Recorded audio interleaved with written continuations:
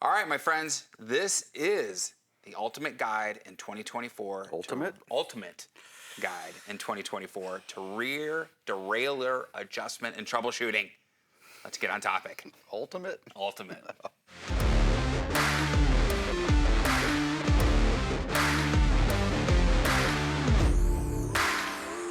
Hey everybody, it's Thomas with Get Out Arizona, and you're watching another great episode of Toolbox Topic. I'm joined once again by my co-host Brandon Van Leuven. Brandon, how the hell are you? I'm fine. Nice, he's laughing. It's the ultimate guide. Ultimate. Remember my words. Raising expectations. Ultimate. So, once again, we're here at Trek Bicycle Stores of West Phoenix in Goodyear, Arizona, because where the cool kids hang out, and me.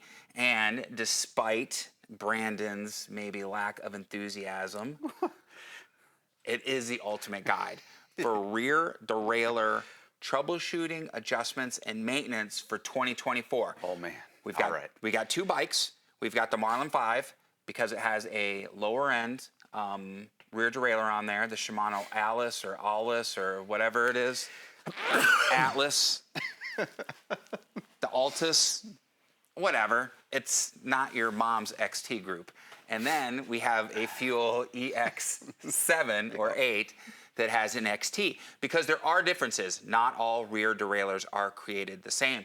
And as a note, this applies for road bike rear derailleurs. I tried to tell Brandon we should do a video for road bikes, and we still might. You never know, because you roadies, it's pretty much the same. Sometimes get an attitude, and it's a way for us to do another video. And then we're going to do one on front derailleurs as well. And that's going to be a separate video altogether. Brandon, start. Let's get in, because we've been talking too long. We're going to friggin' get yelled at for talking too long. Where do I even begin? Well, the best thing to do now is just go to the second camera. Let's do it. Let's do it. Let's just get right in there. Dude, Brandon's not wasting any time. Like a virgin on a first date. Let's get to it. Brandon, give me a clap and a transition in. 3, 2, do it. Oh. All right. So there's some main issues that we always have with these rear derailleurs. First issue we're going to start with is our limit screws. We have both a high limit and a low limit. Here's what happens when both of those are not set correctly. So when we talk about our high gear, this is often reversed in our minds. Our high gear is actually our smallest gear on the back cassette. Obviously, low gear is our biggest gear in the back. So when our limit is not set in the high gear, what will happen is the chain will skip off, and I'm not going to exaggerate this. Sometimes I like to do that for demonstration purposes, but if I do it, that chain is going to skip off, and it's going to scratch the hell out of my brand new bike paint right here. So the way to combat that is, if you're having a chain that's skipping off to the outside of your cassette, you want to find the high limit screw. In this case, it's nice. They did a nice job of identifying them for us. We have the high limit and low limit, signified by an H and a low. Okay. An H and a low or an H and an L? H and an L. And what I can do is exaggerate it the other way, what the high limit screw does. So right now our high limit screw is set correctly, because I can shift as hard as I want into there, and it's not jumping off. Now, say for instance, my high limit screw was set too far in, I can actually change gears by using the limit screw. If you notice that, right. I can jump back using the high limit screw. And actually, this is a great way to set your high limit when you're just setting up a brand new derailleur. So what you can do is start by adjusting the high limit screw so that you're in the your second cog, right, up, and then dial back your high screw until it's making a racket. Slowly go back until it's quiet. Now test it. And be rough with it. It's okay, because you want to make sure if it's gonna do it in the real world, it's gonna do it here as well. If that makes any sense. Yep. So I feel good that limit screw is adjusted now. So I think that's a great way to start, especially when you're learning. It's all a little bit by ear, a little bit by technique, but that's how you do the high limit screw. In the back, I can probably exaggerate this for our low gear. I can remove a little bit of tension. Let me get a good angle there. And you see that if I were to now shift, not enough. Best laid plans. Right. Now we're making a racket. Yeah. Now our derailleur is going to in our spokes, and if I go even further, you can see now that that chain is going to skip off to the inside. Oh, this yeah. one still has our little pie plate on Yep. there, so it's Our going to tar prevent guard. it from coming off, but obviously this is not correct. Yeah, you can see that. Absolutely. So how I like to combat this one is start with my low gear, just gently, and I do this every time I put this bike, anyone's bike in the stand, I'm very cautious as to putting this one into the lowest gear because I don't want it skipping off going into the spokes for people that have nicer bikes. Yeah. It's going to go in spokes, ruin the inside of the spokes, maybe get wedged behind the cassette and the spokes. So what I'm doing now is I'm setting this into the lowest gear, and you'll see now, if you look down here at the derailleur, I have all the slack when I'm shifting here. This is all slack in the... Okay, and you can see Brandon's using this thing? Yep, Okay. this is all slack in our low limit. So what I can do now is slowly dial in my low limit until all that slack is gone. That's a pretty neat trick, dude. Well, so now I can do this as hard as I want, and that low limit slack is all out. It's all now, out. again, we're going to test. Always test when you're done. Always test. And don't be afraid to go ham on it. And that is our low limit as well. So I feel good that our limits are set. The next thing we want to talk about is our B tension adjustment. So B tension is this screw right here.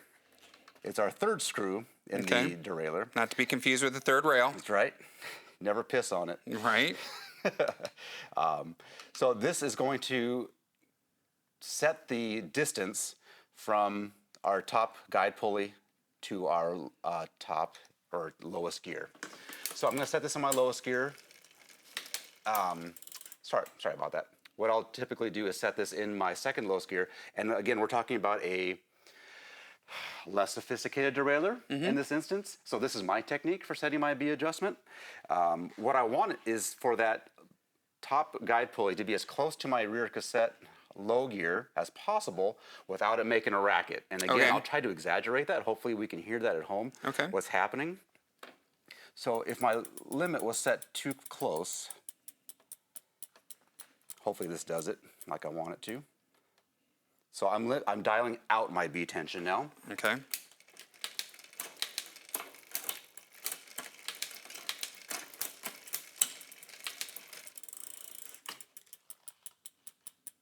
Well, ooh, I almost lost my screw here. Don't do that.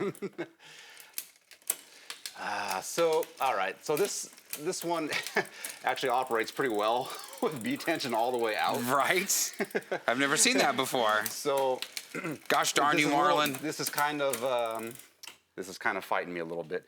But essentially, what I want to do is make the B tension distance so that my guide pulley is as close to the high limit to the low gear as possible without it making a racket going in there. Right. So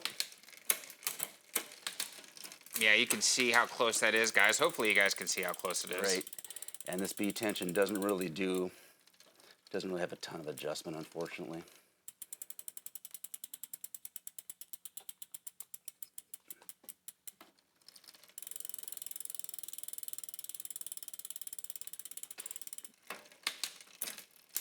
Man, I wish my wheels spun like that on So this freaking is Esmeralda. extremely quiet and it's shifting extremely well despite what I do with the B tension screw. Right. But maybe we can exaggerate this on the higher level XT derailleur here in a moment. Yeah, possibly. All right. Well, that's a little bit of a bust. Sorry. It's all good, Brandon. So here's our next troubleshooting. Our next troubleshooting will be lack of cable tension. And this will happen on any new bike or any time we replace cables and housings. And what that syndrome is going to look like is, again, I'm doing this as an exaggeration, and hopefully it works out this time. So I'm going to make a shift, and it's not going to do anything. Right. So shift, nothing's happening. Then third shift is when I get my first shift, if that makes sense. Yep. So what's happening is my shifter is taking up slack, but it's not enough slack to actually move that derailleur. It's not taut enough to move that derailleur. So as you saw, I dialed in my barrel a lot just to make this illustration. Yeah. What you can do now is make that next shift. Nothing's happened. Now I can barrel out, as we say, until it actually makes that shift and it's quiet. Yep. And then you may want to go a little bit further just to make sure that it's see Oh what the yeah, sound that profile sounds is. smooth. And again, we're going to test it. Brandon shifted on there. We're going to go all the way up. So what can happen now, if you've put too much tension in, typically in this gear, you're going to hear a little bit of a racket. I'm going to exaggerate this again. So you'll hear that. Yep. So now you may need to do a little bit of interpolation between this gear and that gear so that this one's quiet. And so I'll back this one off. And it takes a little bit of practice, just like most things. Takes a little practice, takes a little bit of an ear. So now I'm quiet there. I'm going to go back down and test my cable tension back in my other gears. And that's pretty damn good. Yeah. Well, see that skip? A little bit. So now I got a racket there. So now I'm going to shift barrel until that guy's quiet. Oh yeah, and you get it audibly. I don't know if you guys can hear the difference, but on the camera, but it's an audible difference. Yeah. Oh yeah, look at that. So that's shifting nice again. It's all just a little bit of trial and error with the barrel adjuster. Now, we have a barrel adjuster on this bike on the Derailleur, and we also have a barrel adjuster on the shifter as well. This also is a control for your cable tension. Yep. So the nice thing about that is, if you're having some issues in the stand, trying to get your cable tension correct, go take it for a test spin, and you can do this on the fly while you're riding. Sometimes having the pressure on the drivetrain will make a difference on how that shifting works. So you'll see guys out there test riding bikes that are brand new, and as they're riding, they're barreling out, barreling in, testing, barreling, testing until that's perfect, or as good as we can get it. As good as you can get it. Awesome. So if we've done all these things with the cable tension, and you just can't get the cable tension correct, or it seems to be just not making a difference in your shifting. So the next troubleshooting is going to be, you're going to want to check your rear derailleur hanger, which is right here. And I'll be right back. Stand by. Stand by. Ill prepared. It happens.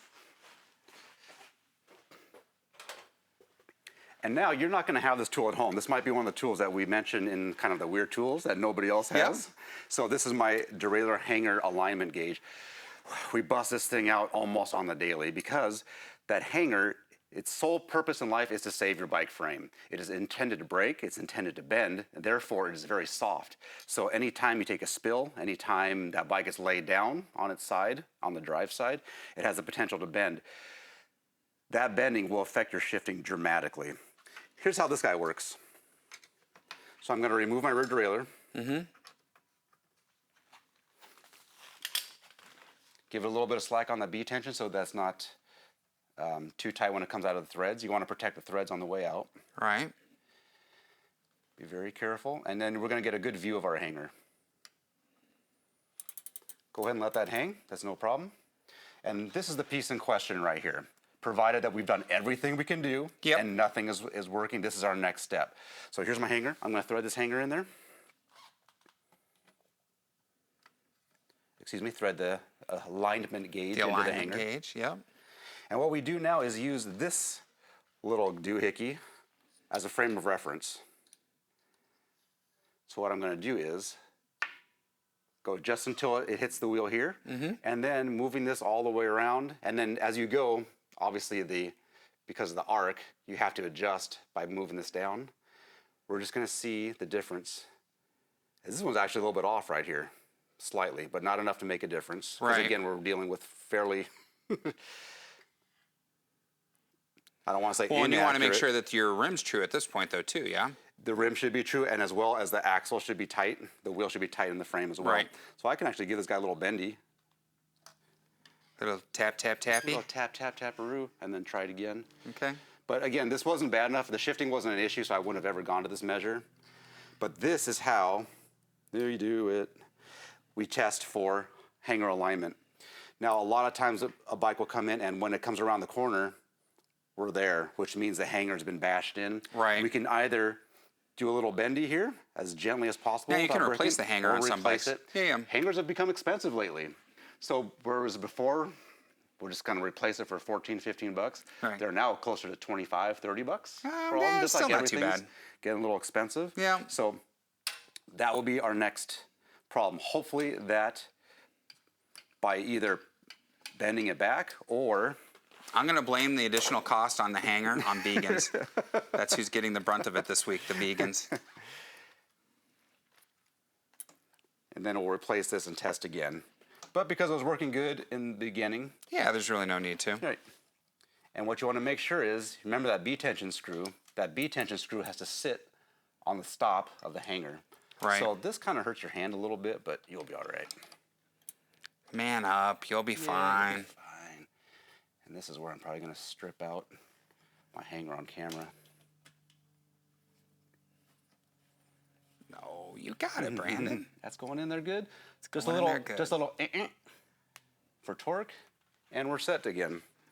So if that is not working as well for your shifting, the next thing is probably going to be cables and housing. There could be either a kink in your cable, there could be corrosion inside the housing and cable housing, it could be dirty. A good indicator of that is that it shifts up very nicely, but coming down it hesitates and sometimes won't make the shift. That's because this poor little spring in our derailleur is actually fighting all the corrosion and all the friction in the line.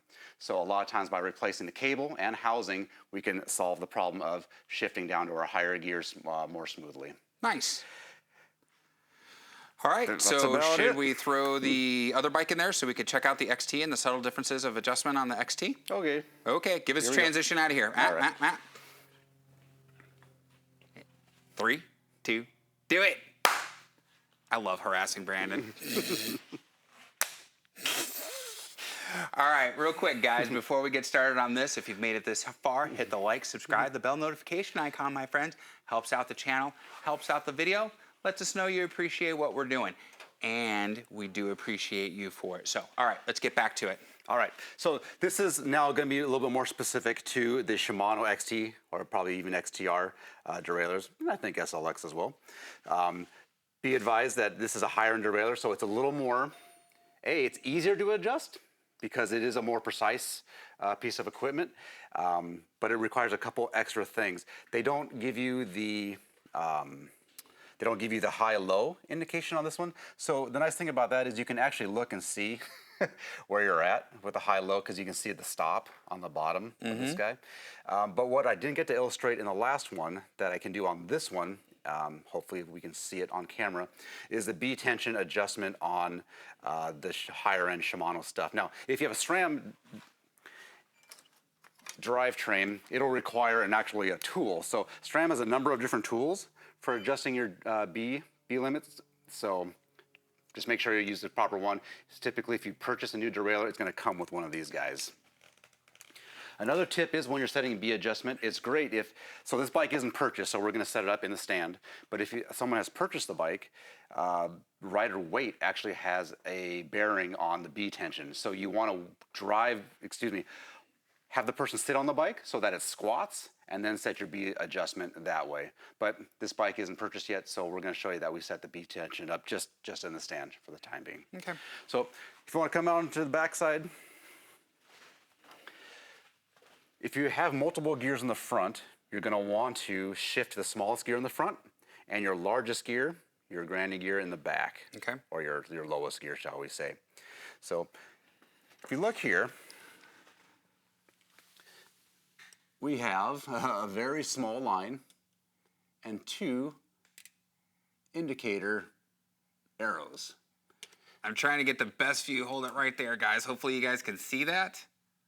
And you can see those indicator arrows. Mm-hmm. And now what we want to do is kind of search for our largest tooth. It's kind of hard to see on this guy. They want you to shift into the largest tooth, but man, we're talking fractions of a millimeter here. Right. So I'm just going to go through and just make sure there's not one outstanding. So now if I look that dead on, I'm just going to use this tooth right here. Okay. I'm going to use this tooth as my frame of reference. Okay. You're going to want to align that line to the top of that tooth. Wow. Okay. And looking dead on, how are we looking? A little bit off? A little off, yeah. Okay, a little bit off, that's all right. A little bit off. Maybe it was done with somebody in the bike, we'll never know. So now using my B-tension screw, Whoops, my B-tension screw. Your V-tension screw. I'm going to just give it a couple turns and then recheck it. If we're looking dead on, that's looking pretty good. looking pretty good. Just about. I mean, you're so close. All right. Tell me when to stop. Okay.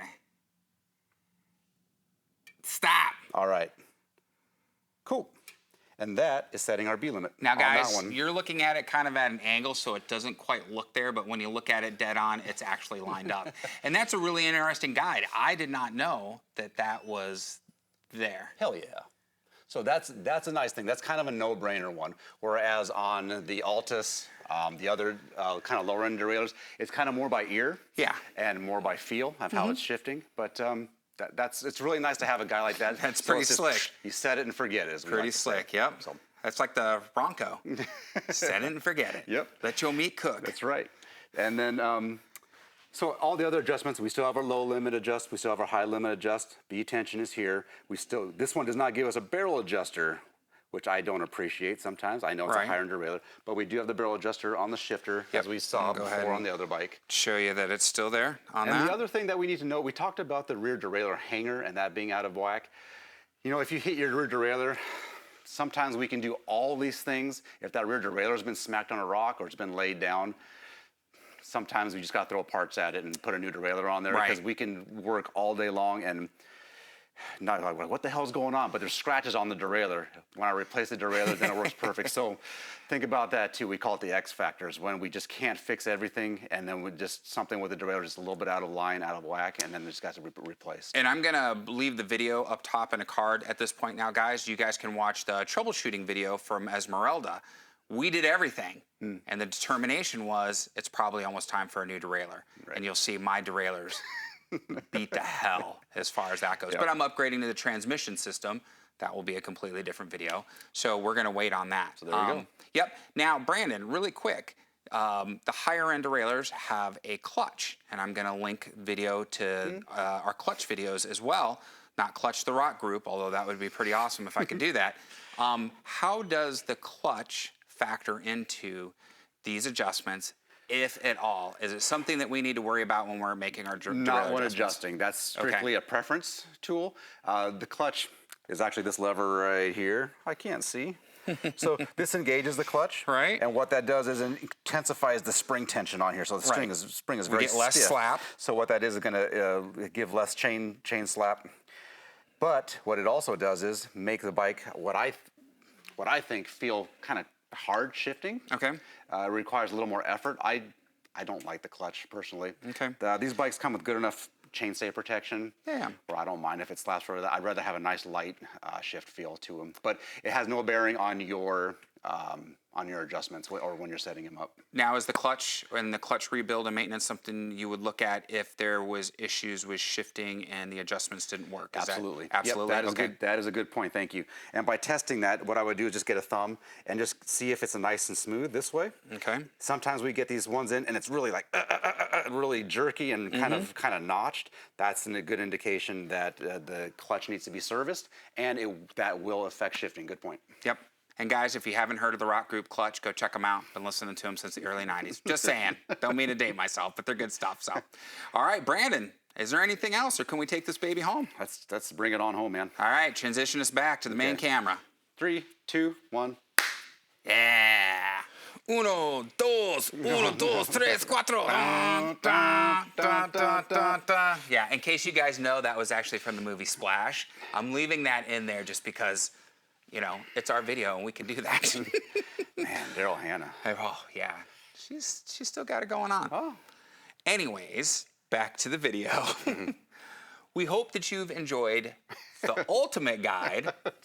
The ultimate guide for rear derailleur adjustment. Now we've showed you an entry-level group, a high-end group. We've talked about some of the issues. And again, the two videos that are linked are great videos to watch so you can kind of see, you know, especially on Esmeralda, she was having problems. So that was kind of a real-time, real-world diagnosis of what was going on with her.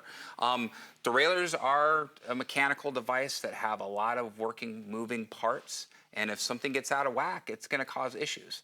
And knowing how to adjust those properly, one, if you're on the trail, can save you from walking back to your vehicle.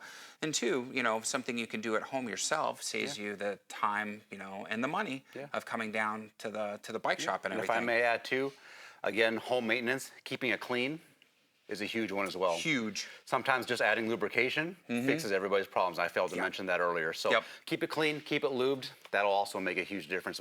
Absolutely. Save you even more in the long run as far as wear and tear is concerned. Which is something I'm going to start doing more this year too. It's one of my unspoken resolutions. That way, if I don't do it, it's not really, it's not a big deal. So. All right, my friends, like, subscribe, bell notification icon. If you enjoyed the video, show us some support. It's free. It doesn't cost you anything, but it definitely helps out the channel and the video immensely. There's going to be some links down below. The most important one is to Track Bicycle Stores of West Phoenix. If you have any questions that you don't want to ask down in the comments and you feel like calling and having a dialogue, follow that link, give Brandon a call or one of his awesome team members here. They'll be more than happy to help you. If you talk to Doug, offer him some bacon. Goes a long way. Instagram, Facebook, TikTok, the other devil's work. I almost said trifecta, but it's not. But it's the devil's work. Give us some love on those too. Keep up to our day-to-day events. But I was going to say coffee money, park passes, and gas money is the other trifecta we love so much. So follow one of the links down below, the affiliate links. If you make a qualifying purchase, we receive a small commission. But again, it doesn't cost you anything. So everybody wins in that case. Brandon, it was a pretty darn good video. Whew. Now we're going to be doing the electronic shifter video here in a couple weeks. Brandon's got a bone up on that because it's all done through the app. And we're going to have the ultimate guide to front derailleurs coming up next week. So stay tuned for that, my friends. And what do we always say at this point? Be kind to yourself and others. Be amazing stewards on the trail. And we have to ask. Get out, Arizona. What are you waiting for? Look at this guy. He's just ready to call it quits, my friends. And we'll see you on that next adventure. Take care of everybody. Brandon, we'll talk to you next week, man.